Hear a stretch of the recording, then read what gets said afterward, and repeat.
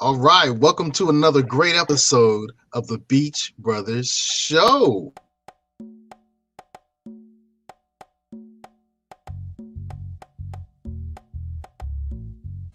So look, the Beach Brothers Show is a show where we deal with Virginia business and politics. Well, I'm Conrad Chesner. I'm a Hampton University political activist. Best ideas for community improvement happen to drive me. I help folks that are approaching retirement and in their retirement years. I have what I call the empowerment agenda, and that means that everything I do is focused on empowerment. You want to give a salute to Tally and Twine. It's time for you to have a high quality watch made in Virginia, made in Portsmouth, Virginia, from Tally and Twine. We want to say thanks to Southern Volkswagen Greenbrier for their great level of sponsorship. If you need a new car, you don't need to go far. Southern Volkswagen Greenbrier. And ladies, if you want your brows to say, wow, check out IamLitaWee.com. Microblading by IamLitaWee.com. I'm Seiko Varner. I do credit fixes, tax resolutions. I lend private money to real estate investors, and we do debt consolidations. If you need any of these services, contact me as provided. And now it's time to get beachy on the Beach Brothers Show.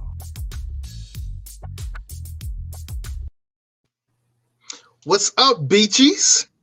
That's the new nickname, is Beachies. We'll go with Beachies. That. We'll go with that. All right. Salute to all the Beachies out there.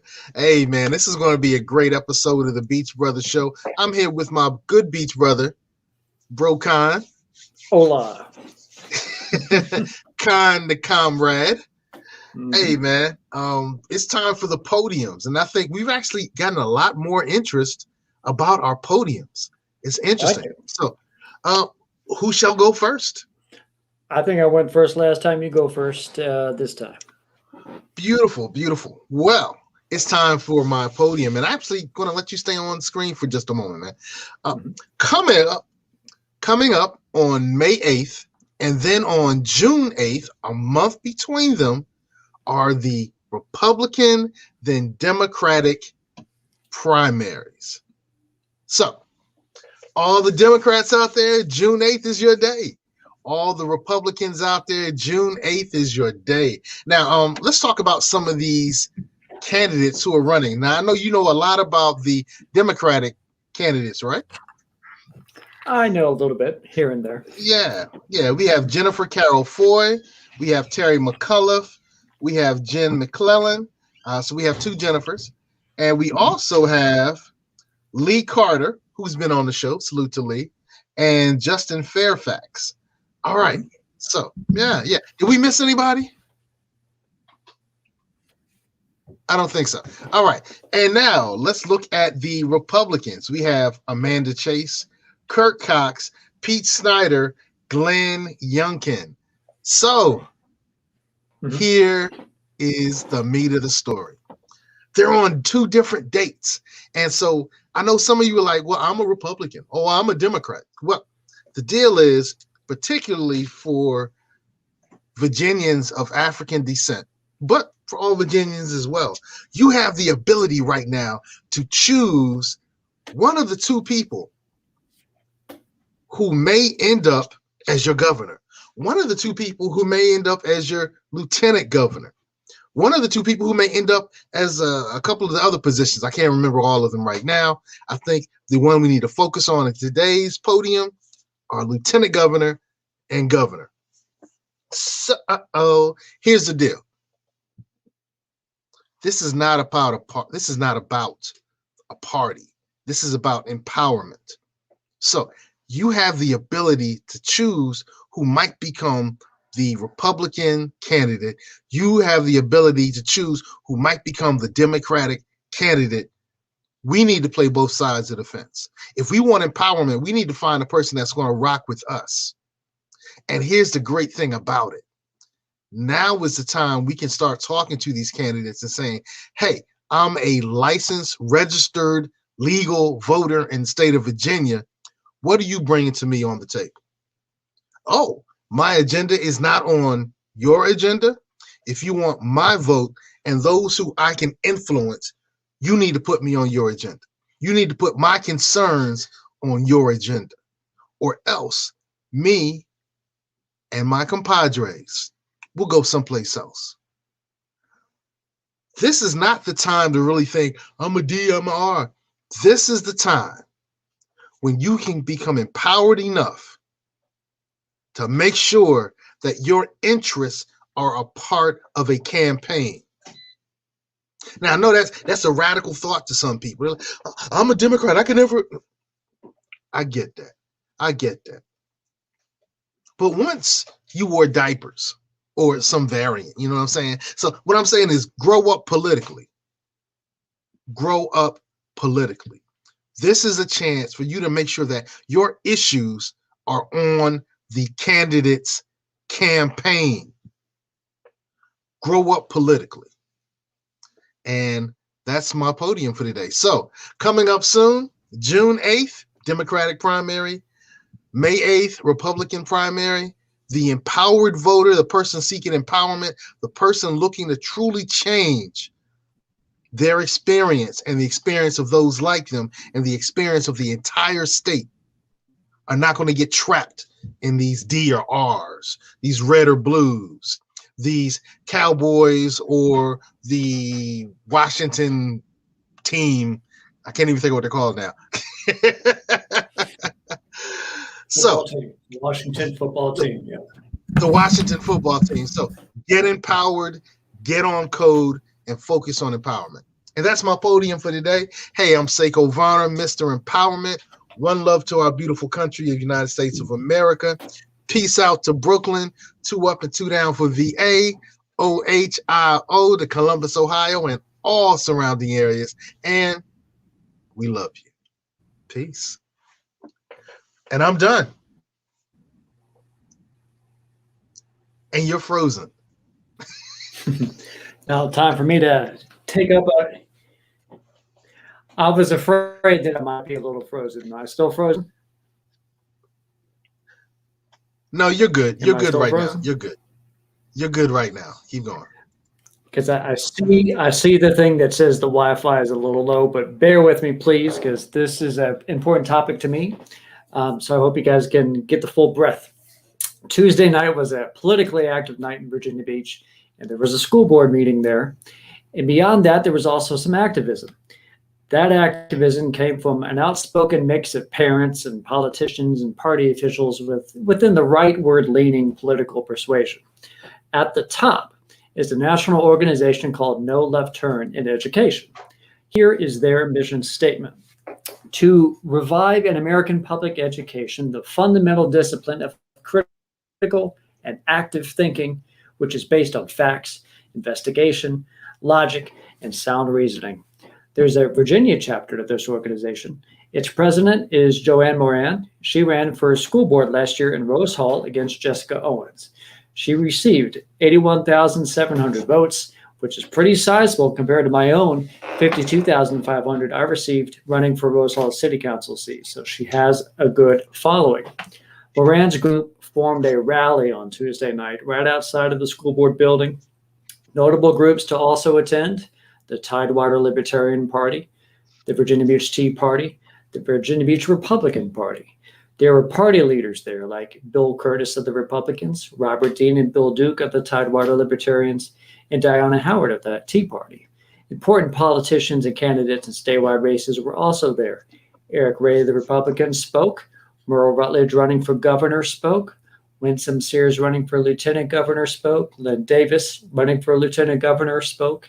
2 attorney general candidates, Jason Miyares and Chuck Smith, they spoke, and sitting Republican State Senator Bill DeSteff spoke.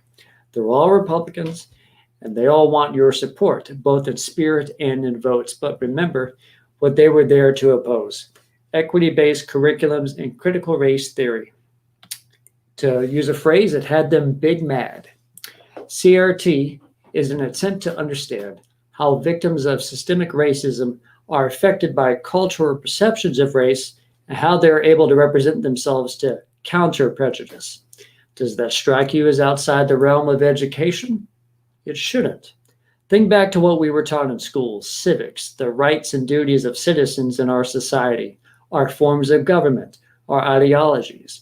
If we are to truly study the relationships of our society's citizens, we need to study the good as well as the bad. Much like a doctor would ask where it hurts in order to find out how to treat you, we as a society need to see where it hurts in order to treat it. In doing so, will require great introspection of power dynamics and different social statuses, and race is indelibly a factor. And it is interesting that Bill Curtis spoke at the rally and mentioned, we've made a lot of progress. And are we where we need to be? No. Those were his words. And if you could sum up the purpose of CRT, it would actually be, are we where we need to be? No. But he and the other speakers threw that mentality away, as we are not in need of improvement. Or at least that's the way it was made to seem.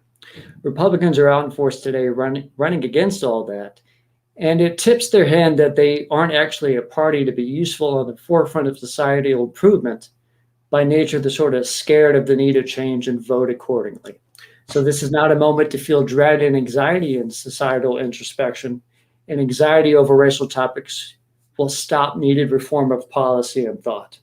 I say we should run toward societal betterment, and that is my soapbox podium tonight. Interesting. Running towards or running from addressing our issues. Intriguing. Speaking of running. Oh, yeah. What do we have with us today? Well, tonight's special guest is a long time friend. I'm talking grade school friend. For years in Virginia Beach, notably at Salem High School. Welcome to another great episode. A track star at Salem, he'd move on to Hampton University, becoming quite decorated in numerous events. A cloud data engineer, an excellent father, Brandon also competes in track and field internationally, representing Belize. He's been a success in Central American Championships and the Olympics, even being the flag bearer for Belize in Rio in 2016. In less than 100 days, we will also look forward to Brandon Jones continuing his athletics career at Tokyo for the 2021 Olympic Games. So Brandon, thank you for joining the show tonight as we find out your story and what makes you special. So, how are you doing tonight? Good. Just off work, finished training earlier. So just hanging with me and my daughter. She want to get juice. You saw her running just now, but I'm doing well, staying healthy. I did. Beautiful. Of course, is the key. Staying healthy is definitely the key. And it was great to see your daughter pop in the screen for a hot second. How old is your child? She'll be 5 in June. So yeah. Beautiful. She's just as athletic. She's just as athletic. She actually runs like she's fast, and she can jump. Wow. So, yeah. That's what's up. I guess it literally runs in the family. Indeed. Yes, it does. True indeed. Okay. Well, I know we have a whole host of questions for you, but I like to start off. I know, Conrad had asked how you doing, and I kind of interrupted. What's it like being a father of a 5-year-old? It's an adventure. Literally an adventure. That's what I can call it. Like, she's in it a lot. I get it often. Like, they'll say like, "Oh, her name's Ariana." They'll be like, "Ari's your clone," because she acts like me. She has she's silly. Like we run around, we work out together. But she'll 5 seconds later she'll play the game, or next thing you know we have to sing a random song, or we had a I'm a bigger person, so like. We got she wants to cuddle, but on the small couch. So we got to sit on the small couch where I'm compacted into this so she can lay on me. So it's just like an adventure. Every day is something different. She's always learning and evolving. And she teaches me just as much as I teach her. All right. Good. Well, quick follow-up. How have you changed as a person because of that little beautiful girl in your arms? It's patience. It's fine. You're good. It's all right. The level of patience has increased. it teaches you, everything just comes in due time, learning at different paces. She's not going to catch everything as fast as I catch it. And I have to learn that she has to learn lessons as she does things, and I have to constantly teach her. And her, with having a girl, it's also teaching me, kind of got to watch how things are done, because, she doesn't, it's just the way you want her to grow up and see things, from a different light. So I'm not on my own I got a lot of help from friends and family, so it makes it a lot easier, but it's it's always an adventure. Speaking of adventures, let's go back a little bit to our Salem adventures. At Salem, we all wanted to find our way. I played football, for instance. You gravitated to track. As this was back around 03 and 04, so like a good 4 years before the world could be shocked by a 6'5" lanky sprinter named Usain Bolt. Tell us about how you went to track, and I'm curious why you didn't want to give football a shot. I mean, you're 6'6", you'd be more imposing than Randy Moss. I got a lot of football suggestions from family and friends. Definitely still get that from time to time. Track wasn't really, I love running, of course. But the way I got into track with that it was accidental, kind of. I ran once in elementary school. I ran 1 year in middle school, and it wasn't, it wasn't like a consistent thing. It wasn't until Coach Porter, who was my high school track coach, happened to see me running through hallways and stuff. It was running through a hallway or running somewhere. And, he was also working security. So he was like, hey, stop me. It was like, yo, do you run? And it was him getting me out there the first time that kind of pushed me, into that track world. It was like, okay, well, I'm here. I might as well show up. Mom's was cool with it at the time. Dad, was cool with it. So they was like, all right, cool. And then my brother, he was already playing football. Mm-hmm. It was easier for me to stay after school because he was already, after school for sports. So it was like, when I'm done, I would just go home when he went home. So It kind of was, it wasn't a purposeful thing, even though there was a purpose in it because it got me here. But it ended up pushing me to be, a track and field athlete that year.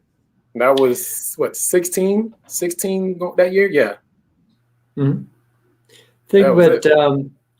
We're all big sports fans in various ways. Back at the time, did you follow a lot of track before being asked to come out to do track? Definitely. Even before, I always loved track. Like I said, I didn't do it, but I love it. Mm-hmm. Oh, nice. Good job, Ari. She's playing the game. She's my favorite character. Always had a big back then, I always jumped. So Jonathan Edwards, Mike Powell, Carl Lewis, Dwight Phillips, Walter Davis, Michael Johnson, of course, Maurice Green. This is just some of the many athletes that I saw growing up. Levon Sands, another great jumper. These were just many of the, athletes that I saw that some of them were only maybe 5 or 6 years older than me, but they started, they started early, and it was me to see them growing like that. It was like, yo, this is insane. So seeing those athletes, especially when I started running, to see them still progressing, it was just like, okay, well, all right, let's try this, So it was, it's always been, I've always had role models and eyes to look after. And we're going to college. I think all of my Hampton big brothers, they helped mold me and shape me into being the athlete world because they pushed me beyond limits. It was, you go into school and then you see these guys, they've been in there, they're going into your junior, senior year, and they have that much more experience, and they're, helping you when you go. All right, B, you can do this. All right, B, let's do that. So it was really good. What drove you to Hampton?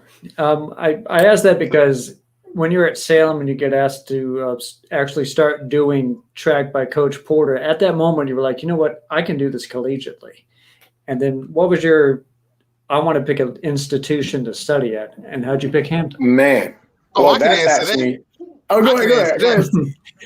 He chose Hampton University, the Hampton University for the illustrious. The illustrious Hampton. Matter of fact, you have to clap. You have to clap when you say Hampton University. Yes, sir.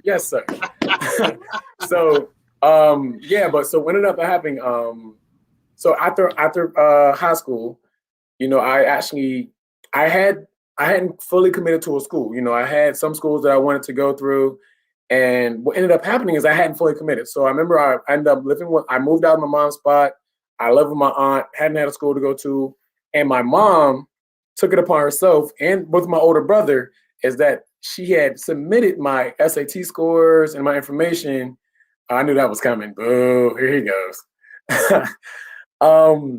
She submitted my information to the Hampton on-site admission.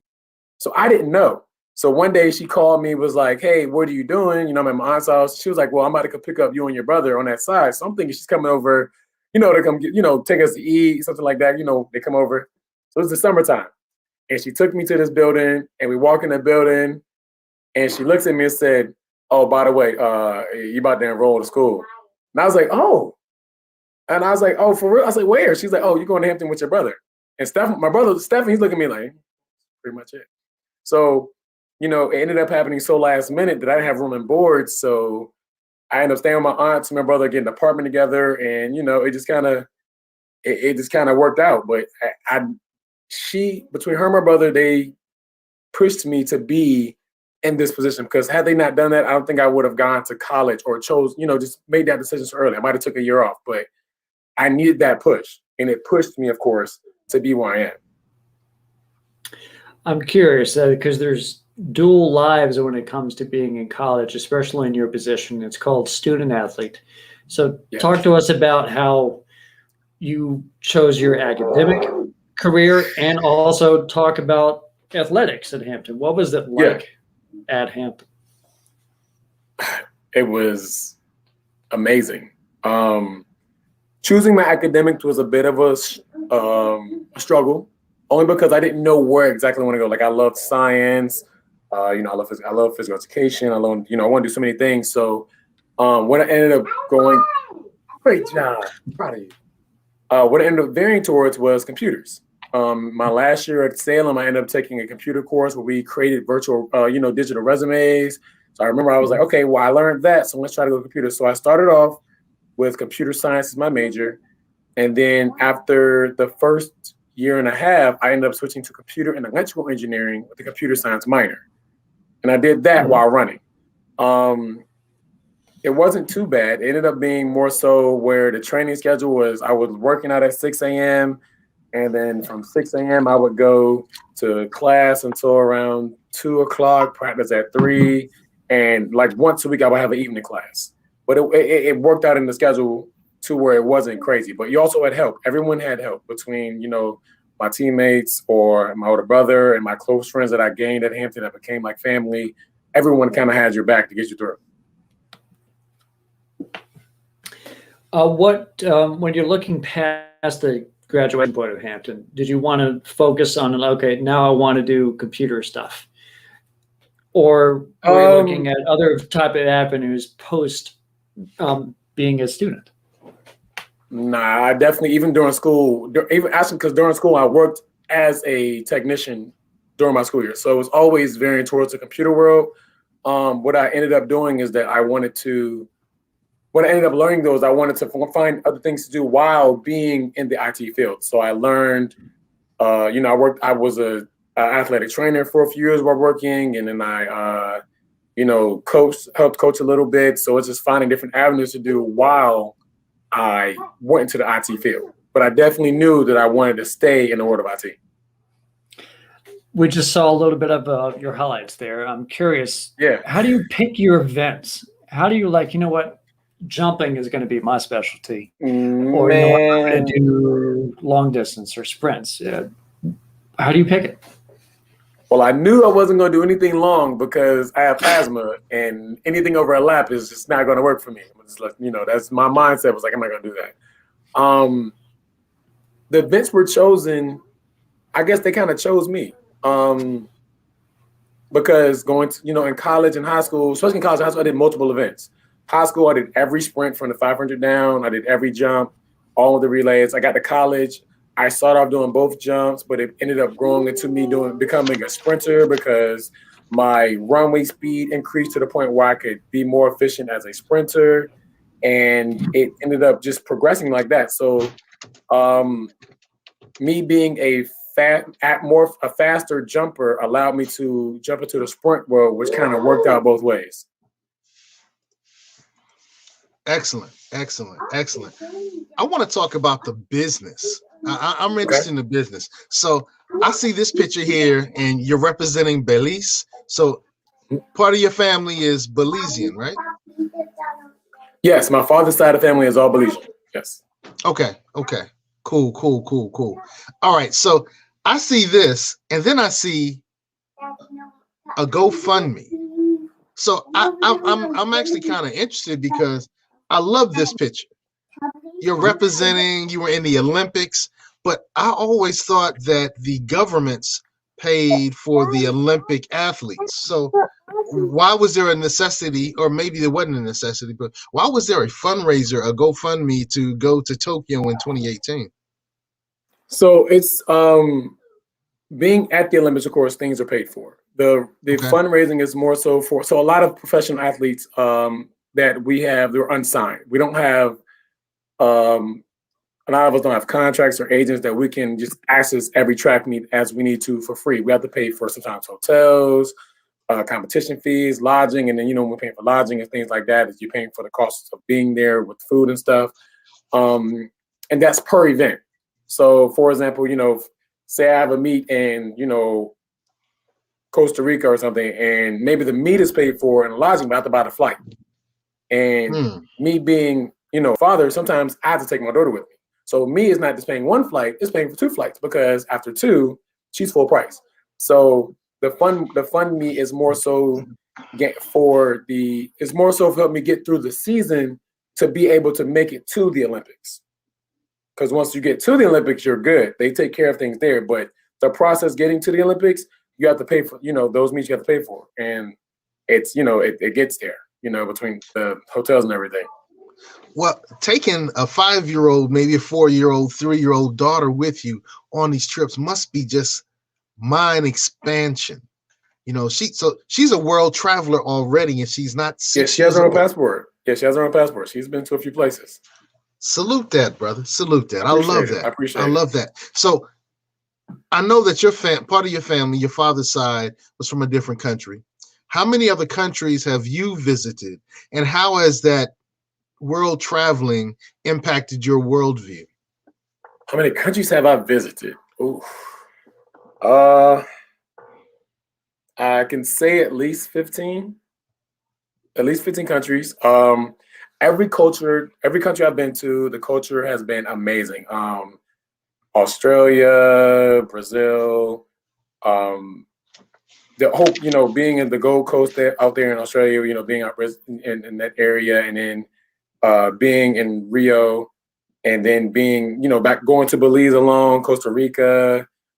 These countries, each one has given me, different culture insights and let me see how they live their lives. Because I don't like to stay just in like the touristy side. I am a little different. Like after I compete about extra days, I like to go out and I'm going to go see out there. Me being a little bit larger than normal, I feel generally safer when I go places. And then I always, of course, have somebody next to me if I need to, that's local. But it's always been a great experience. I haven't had any bad experiences with any of these travels, and it's just amazing the friends you meet on your travels. I've met so many people that, if I go to those countries, I know that if I'm out there, I say, hey, I'm in the area, they're, excited to see, and they still keep in contact. It's a great thing. Beautiful, beautiful. Now, this is going to be a little nuanced. As a person of African descent, when I've traveled outside of our great country, United States of America, I've seen some disappointingly similar situations for melanated people. Okay. When I was in Panama, I saw a disparate situation for our people. When I was in Puerto Rico, I saw a disparate situation for our people. So I've traveled a few other places. In Britain, I wasn't really. Yeah. So, but you've been to Costa Rica, you've been to Belize, you've been to Brazil, and so Costa Rica, yeah. Yeah. What was the situation for melanated people in those areas? And did you see any similarities? Did you see any common struggles? I wouldn't say it's. I mean, it's always a struggle in different areas where you go to. More so, I didn't see it quite as severe, like the issues that we face in the U.S. today. I haven't seen quite that severe, of course. But you always see things like that around. Like I'll see, there may be a bit more people in the streets in certain areas, and when you're moving more from the touristy side, and you'll see that area a bit more less developed. But it's never been to the point where I felt completely uncomfortable, if that makes sense. It's more so where it's like, okay, well, it kind of normalized, it kind of makes the situation seem more, I keep saying touristy because that's kind of the way it makes it seem less touristy, if that makes sense, when I see these areas. And it definitely is not, like I said, it is disappointing to see it, but it just lets you know that it's not just the U.S. We all have areas where everyone needs to work on and develop, but they're just not in the main attraction every time. Like they're not in the spotlight all the time, like they need to be worked on, but no one's talking about it, or like in the big papers. Intriguing. I'm interested in before we talk about the Rio Games by itself, because that had to be its ginormous experience just for yourself. But the Olympics is an insulated village. At least they try to have all the athletes next to each other. But you're a globetrotter. What country do you think you've had the ability to get into the most and experience beyond what you were there for? Well, that'd be easy. Belize. Yeah. All right. The country I've been to experience the most outside of Rio and Belize, it'd be a three-way tie between Bahamas, Costa Rica, and Barbados. Mm-hmm. When I was in those three countries, like even at the competition, we were just out. It's a great time. I didn't have any issues at all there. It was amazing. Now Mexico and when I was in the Gold Coast in Australia, those two areas too, they were amazing too. But as the level of freedom I had with the other three, okay, that's me asking. You see that? A2. Know it. Doing a new route or yes. Yeah. But yeah, those three are my top three, and then I would say when I was in Mexico and then when I was in the Gold Coast, those were amazing as well. When we're talking outside of being at the Olympics. Let's talk about becoming an Olympian, because we graduated Salem in 2005. So if we go through our athletics career at about 4 or 5 years, you'd still be able to finish up right around the London Games of 2012. But what gets you from your constant ascension, because you're always improving, what got you all the way to Rio?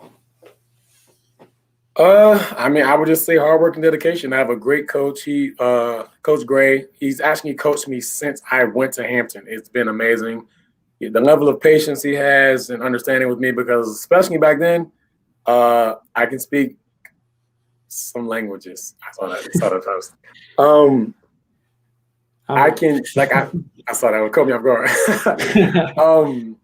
Like he's done the level of patience he's had with me, just being, especially back then, I was definitely, even now I'm kind of hard headed when it comes to training, but I would say because of Ari, I'm a bit more understanding with things and I adapt faster. But back then it was just, I know it's a headache. And the patience he's had with me with breaking out things, repetition, it's brung me where I needed to go. Trusting the process. And I used to get frustrated so much and overthink that it would take me out. He'd be like, yo, just calm down. You can, just relax. You're overthinking. You're going to put yourself out. Just relax. So just trusting the process, believing in my coach, believing in my friends and my teammates, the training group I had back then, amazing. That helped me get where I needed to go, This is a weird question in the sense that, we graduated in 2005. That's about 2-3 years before Usain Bolt became big. Mm-hmm. Prior to that, sprinters were seen as they had to be shorter. You're notably tall. if he had become as good as he was, say, earlier, like 2001, 2002, when we're still in high school, do you think your concept of a track career would have been different because you would have tried for just hundreds and 200s or something like that? Nah. Because I gravitated to jumping too much. I could already jump like abnormally high, especially for my height. Like I've literally been dunking since I was 5'7". So I've been able to jump for a while. And then me having that growth spurt didn't make it any much easier. It just kind of just gave me that chance. So it's I don't think it would have gravitated anymore. I still ran 100 and the 2 a lot in high school. I still, like I said, did every sprint. I don't think it would have changed too much for me.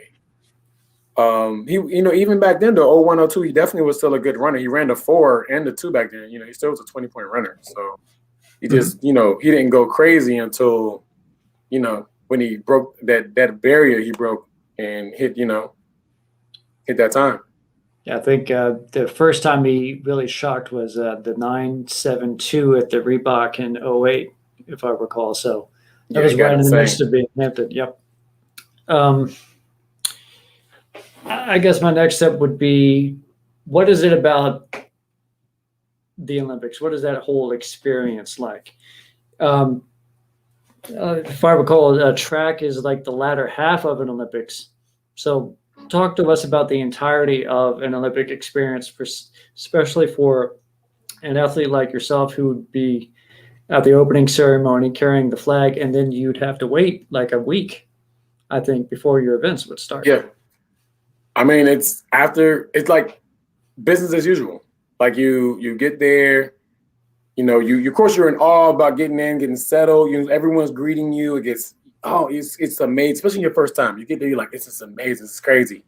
And then you grab, they give you all this free stuff, the gear and all that good stuff. You walk around, you take in the sights and the views of the village, because the village has all these different buildings for each country or these group of countries. And after you do that, you set your bag down and you lock in. Okay, I have a week left. Okay, I have to make sure my body stays sharp. So you get to the practice track. You train for about an hour and a half, whatever you want to do, because it's too late to get faster now. Is to make sure that you retain the information, the practices you've done these years. So now you're just working on trying to perfect the craft that you've already worked on perfecting. You know what I'm saying? Mm-hmm. So that is where we kind of develop. That's what we do. You just keep those going for the weekends. As it gets closer in, you make sure you kind of rest a bit more. They have physio there. You make sure you take an ice bath. You get chiro done. You get massages if needed. Make sure your body's in tip-top shape to prepare for that one moment, whether it's a 200-meter race, a 100-meter race, 400-meter, whether you're jumping for 3 jumps to make the semis, or you're jumping to 3 jumps to qualification round to make the finals. It's whatever that is. You're training for that moment, because it can either go to another day or it's going to be over in less than however many seconds it may take, Mm-hmm. So basically it's like an art form in your ability to focus, because you're surrounded now. The mindset is literally 90% of it. Like, we're all in shape. We're all at this point now where at any given moment we could drop a crazy time or hit a crazy mark because our bodies are at that point. But now that focus now is to make sure that your mindset is, all right, I need to be in the race. Make sure I realize that if I'm in the race, I need to execute like this. And that's what it comes down to, Do you even really see any of the other great athletes that you? Oh yeah, definitely. The NBA players were there in Rio. Not are they like off to themselves and everyone else is, or does everyone intermingle because you're all have respect for other athletes? Well, we did so. There are. All of the athletes are kind of around. I think the NBA players were there for a bit, but then they had their own own air accommodations. But everyone was still in the village at one point. So everyone at one point interacts with another. Like the volleyball teams, the basketball teams. You see the tennis players, you see the basketball player, you see rugby, you see everything just there. It becomes you interact like it's nothing. And everyone's walking around because at this point we're Olympians. So of course, if you have idols, you'll see your idols and everyone's taking pictures with them and all of that. But outside of that, you know, you just kind of just mind your business. Like I kind of had my headphones on and I just kind of walked around my headphones. People I knew, I would kick it with them, and then I would just kind of just go take insights. Talk us through your heats. Oh, we only had one heat. So it was a rare situation with me. So well, Conrad, you knew I had surgery. What, 2 weeks before I competed? So I had a mass on my throat, and I had some surgery right, like literally. I had surgery. My birthday's the 19th. I had surgery on the 20th, and I flew out on the 26th or 27th, and I was there, you know, because the recovery is still like a month or so. So I was still recovering in the process of it. So I could barely speak at the time, and it was still kind of restricting. So in my process, there was more so of well, we're gonna get through this race one way or another, you know. So when I was warming up, you know, I get there warming up, my mindset was, all right, just, you know, we feeling good, you know, don't worry about this. We're gonna just run, you know. I make sure my body felt good. I felt amazing. You go through a lot of check-in areas. It was like 2 or 3 check-in areas. You just check in, wait, check in again, wait. And then they tell you break down, you're in your spikes, in your uniform, you're just waiting, you know, doing sprint outs and stuff. And then they say, okay, they call your heat up and you start walking, you know, line up right there, and you're lined up against, you know, some of the world's best right there. And you walk out, and like as I'm looking up like this, I walk out and you just see like everything. You know, I'm running the 200 meter dash, so you just see all of the lanes, right? You see everything, right? And it's just amazing. But in your mind, you're like, you know, it caught me for a second. I was like, oh, this is amazing. Wow. Focus. Let's do this. So, you know, you block that out and you focus, you know, say, okay, look, it's 4 years. We here. Let's go ahead and get in. You get in your blocks. You try to tunnel vision it in, and you try to execute to the best of your ability to get the job done. And, you know, sometimes it doesn't work. Sometimes it does. My case wasn't the best, happens in life, but the experience itself taught me that, you know, I could do it. And to do it once, I can do it again. So we're going for number 2. Going for number two. That sense of not accomplishing your goal, you know, some people call it failure, but that seems to be formidable with athletes. You Absolutely. have the ability as an athlete to go out there, try your best, not meet your goal, go back out there, try your best, not meet your goal, go, and you're just practicing. We're just talking about practice. Right, practice. You talking about practice? We're just talking about yeah. practice. Yeah. How has that impacted the rest of your life? Because that's a beautiful message. I mean, it's a life lesson. Now, I won't lie, you know, after that race in Rio, like Conrad said, I'm 6'6".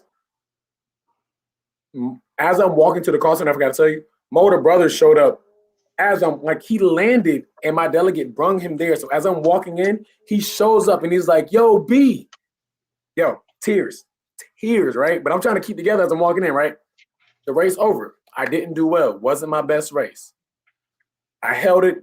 I'm, you know, I walked after everybody up, you know, I'm walking away, you know, I'm there, got changed, you know, I'm walking. I'm thinking I'm cool. You know, I'm still very upset about the race because it was like, I felt like I should have done better, but life plans things how they should go. You know, not every race is going to be a race. Man, but when I saw my older brother again, and I broke down right there and cried, I'll admit it, you know, that loss hurt because it was a loss that you don't want to happen, but it happens, you know? But I kept moving, as you said. What it taught me and what it's been teaching me is that each lesson is there. Everything happens and it teaches a lesson. Small lesson, big lesson, everything teaches me that. So as I'm at practice and I'm failing, it's like, okay, what am I doing wrong? Why am I failing? Am I not active on the ground? Am I not focused enough through the race? Am I breaking down? What am I losing? What factor am I missing right there? I may not get it at the practice, but after practice or while I'm thinking about it, it clicks in. Because the next day when I run, it may work. Same thing reflects with being a father. Okay, she may be rebellious right now. She may be doing this. Why is she doing this? Let's break it down. Or what can I do to make her excel even further than she is now? Am I pushing her too hard? Am I doing this? Everything's a lesson. So everything's teaching me like that. And it goes to work too. Why, if this isn't working, why is it not working? It just teaches me that I can't give up because there's no reason to. I'm still living. So if I'm still living, I'm still progressing. I'm still moving forward. So there is no bad situation in my eyes. It's just a revamp for a new situation that's going to be positive. Everything's going to come through great, you know? So that's how I look at everything, no matter what, you know? Interesting. I want to tap back into the fatherhood piece because you brought it up. Okay, I'm here. And the fact that that beautiful daughter of yours is right in the scenes every 3 or 4 minutes just kind of brings home the fact game that, right now. Yeah. it brings home the fact that fatherhood is important to you. So let's do this. Tell me about let's do it. Tell me about the worst time in your fatherhood experience, and then tell me about the best time in your fatherhood experience. And then we're going to compare the two. And your fatherhood experience doesn't have to simply be you and your daughter. It could be you and your father. Right.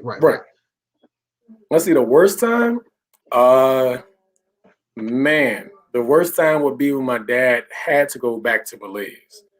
When did I find out? In college, you know, we was visiting, you know, my dad was just rapping with us, you know, he was going through the process of trying to get back, you know, had him kind of locked in, trying to get, you know, things together. And, you know, my mom was doing everything she could, you know, keep us positive, you know, going to visit. We reaching out to lawyers, trying to do things together. And, you know, you get that message, you know, like, yo, like, he got to go back. And you thinking like, all right, but can he come back? And you get the message like, well, nah, you know, he can't come back in the States because, you know, he's not a citizen. And it hits you like, you know, I'm in college, you know, I'm out here, you know, running and, you know, trying to live, you know, get things right. And you get that message and it's like, yo, like, no, my father's no longer in driving condition. Like I got to try to get my way to him. And we didn't come from a high income family. So for example, I didn't get my passport until I started representing Belize. Because we never had, between me, my mother, my late mother, my brother, sister, we never had that inclination of, appreciate you. We never had the inclination of saying, yo, we can just, you know, fly and see him whenever. Nah, that wasn't really in our financial budget. So from the point of him leaving, she never got to see him again until, you know, all the way up until she passed. She never saw him again. She can only call him. He couldn't video call back then. Like he could, but it was too choppy. And it was to the point where you're like, well, how are we going to see this man? You know, the best we could do is text him every now and then. We get, you know, if we video call, it's just mad choppy. And here comes 2011, where I get called out. You know, of course, that was my worst fatherhood moment. Then you get called to Belize, where I get this moment, and they're trying to contact me to represent them in 2011. I'm like, the first person I tell is my dad. Like I call him, I say, yo, dad, yo, guess what? He's like, well, I say, yo, Belize called me, yo, they want me to represent them. Yo, like they tell me I gotta fly out to them. Yo, when I say hype, I ended up making it down there. I bought and this is how crazy it is. My mother got the money to buy me a one-way ticket to Belize, May of 2012. One-way ticket. We didn't know I was coming back. We like, we're gonna figure a way back. But you getting out there right now. She bought that one-way ticket, and I don't think my father had ever been so excited in his life outside of him meeting my daughter for the first time. When I flew him to see my daughter, yo, it was like I didn't exist anymore. She literally ran to this man, and that was it. Like it was like, boom, she's 2. Ran to him like she knew him already. Whole time, you know what I mean? So it was my worst and best fatherhood moments. Wow. Yeah, it's crazy. Wow. I also noticed that in some of these pictures you have a fro, and others you have the nice locks. Yeah. What was that process? What was that process like to go from the man here with the red shirt, wiping away sweat, wiping away tears? Oh no, that's not me. Man. That's not you? Okay. Nah. that's not me. Oh, okay. But I did. Nah, I don't know who that is, my G. See, my cut right there, that's my low cut. This That is was you, my low first cut. year. Yeah, that's my first year's running. Okay, so we go from this to this. My guy Tavon, what's up, bro? So my first year's running, which is crazy. I had just cut my hair, right? Just cut my hair. Cut it into this little fro, and I was like, yo, I'm gonna keep, rocking my fro. But then I realized how much I hate low cut hair. I was like, yo, I don't want this. Let me grow my joint back. So that was the process. I was like, I cut it, and it just happened to cut it as I started my new, started running for Belize. It was like just coincidentally happened. So yeah, it was just I cut that joint. I ain't like it. Well, come on. That's beautiful. All right. Hi. Oh, you just want to say here? All right, you can say what we're talking. She just wants daddy time. Yeah. she says too much. I can see your hands. Man, I tell you what, that's a beautiful picture.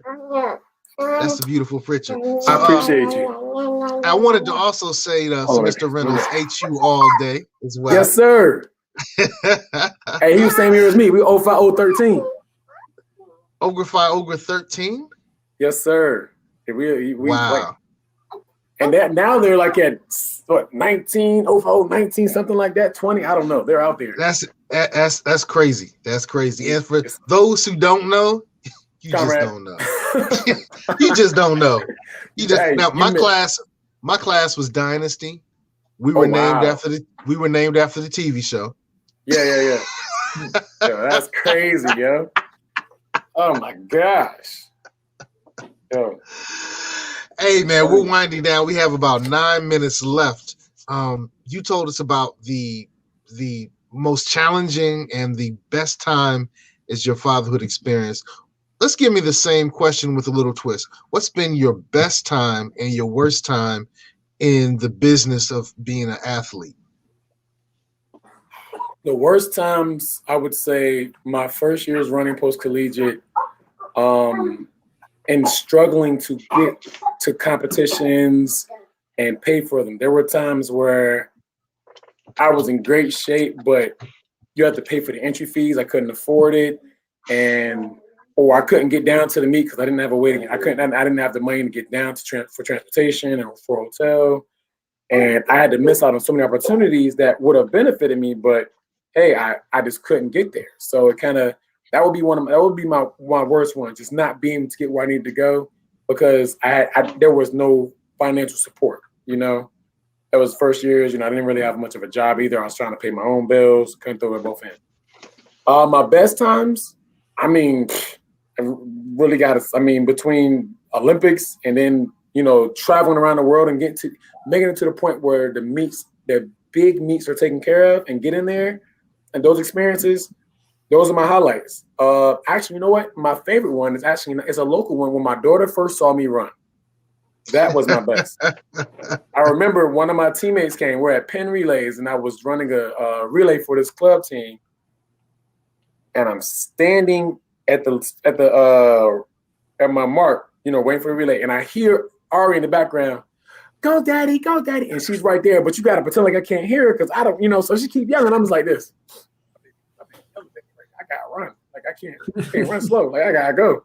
So she's done that, and then I've had her when I had to jump one time. She's like, "Daddy," and she'll tell you like back then when I would jump back, she'd be like, "You didn't do." I was like, "All right, you won." She has physically outdone me, and this is bad. At practice lately, she's done drills better than me.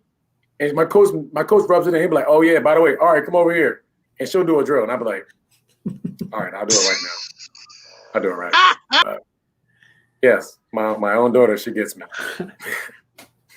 I'm curious, how soon did it take you to put Tokyo in your mind? Right after Brazil.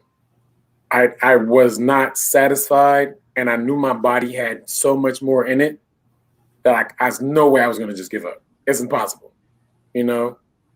I feel amazing. My body's not ailing me, and my passion to compete and be the best is still there. So yeah, as soon as that joint was over, my mindset was, all right, well, showtime for the next one, Well, I'm also curious.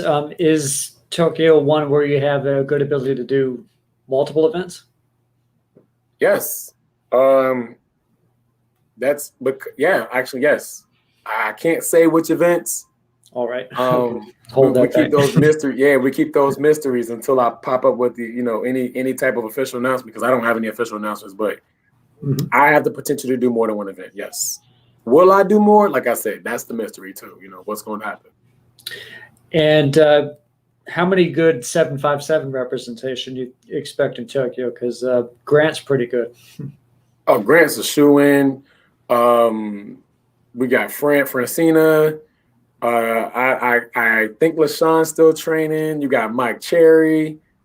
It's a lot of us, and they're working just as hard, if not harder, than I am. So, yeah, just 757 link up should be just as good as it was in Rio. All right. As we get ready to close out, I do want to let the viewers have a good opportunity to sink in to know what, besides the running, what you're doing and how we can stay in touch with you. Do you have Twitter handles and stuff that we could follow to be like, yes, we want to follow him? It's upstairs on my computer. Yes, you can follow me. My Facebook page, it's Brandon T. Jones, OLY. That's my athletics page. My Instagram is B.Jones, if I'm correct. My Twitter is underscore B Jones _ got hops with a Z. You can follow me anywhere there. I have a GoFundMe that's on my fan page. You always can follow. And soon I'll be creating a website, which will be able to follow my track and field career too. That is absolutely fantastic. I will say, as both a fellow Salem Sun Devil and someone from the 757 as well, we're obscenely proud that you represent us internationally. And we're looking for as much of success as you can possibly do, in the true sense that you're able to give it your best, because you can show it to the world. And that is just something we're greatly proud of. So I'm just glad I'm able to have you on today, because I've always been a fan, and especially to get, to watch you internationally. That's pretty cool. Man, I greatly appreciate it. Always supportive, man. You've always been there. I very appreciate it. It's been an honor to be up here too, man. This is actually pretty cool. I'm nervous about interviews. This is fun. All right. Well, hey, I guess we can close out, man. I do want to get in a little advertisement, because I always forget sometimes. But if you're running around, a great topic of running. If you're running around the Hampton roads, you want to make sure that you're doing it safely and in a nice vehicle that you might be able to get. Thinking something as safe as a Volkswagen, and you might be able to get that at Southern Volkswagen in Chesapeake, 1248 South Military Highway. Stop in, see Charlie Roy, get yourself a nice car that you can go running around in Hampton Roads. Word. Running around. I see what you did there. Yeah. Like the word like. All right. Well, you've been checking out the Beach Brothers show, the Get On Code show. And let's see. Good luck, Brandon. I appreciate it. You guys take it easy. Thank you. You're right here. I love that. Woo! Come here. One last thing.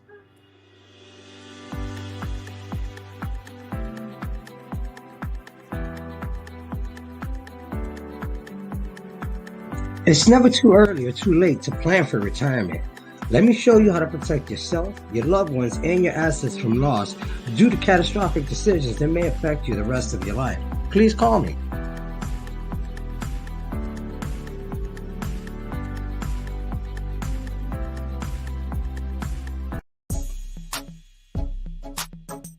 This show was brought to you by Positive Vibes Incorporated, our consulting services. We do credit fixes. We do tax resolution. We lend private money and debt consolidation. So if you need some of these services, we're waiting here for you. Credit fixes, tax resolutions, private money, and debt consolidation. Make sure you call Positive Vibes Incorporated. Make sure you call